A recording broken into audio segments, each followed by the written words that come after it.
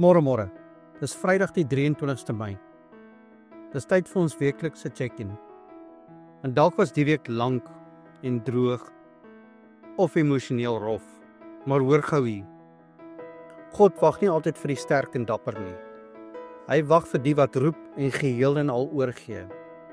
Nie die slimste nie. Nie die mees georganiseerde nie. Hy antwoord die wat stil raak. Die wat sê, Here, ek kan nie, maar U kan. Maar hoor nou die waarheid. God het 'n nommer. Dis Jeremia 33 vers 3. Daar staan geskrywe, roep my aan en ek sal jou antwoord. En jou groot en ondeurgrondelike dinge wys. Dis nie net mooi simboliek nie. Dis 'n belofte, dis 'n uitdaging.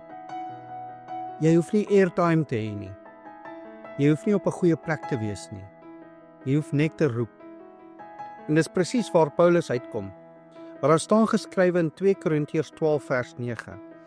My krag word volbring in swakheid.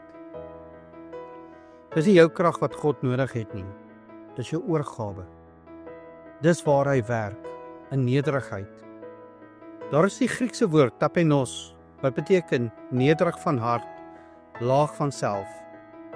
Dis iemand wat laag buig en sê, ek is U se Here. Ek kyk net wie hy gebruik het. Jeremia was in die tronk toe God gesê het, roep my aan.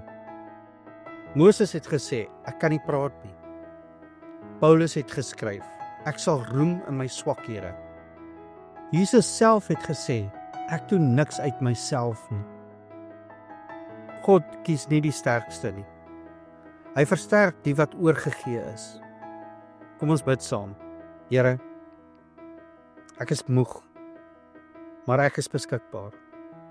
Ek is nie perfek nie, maar ek's gehoorsaam. Ek roep net U aan. Here, versterk my. Wys my die dinge wat ek nie sien nie. Ek vertrou net op U, nie op my eie krag nie. U genade is genoeg. In Jesus naam. Amen.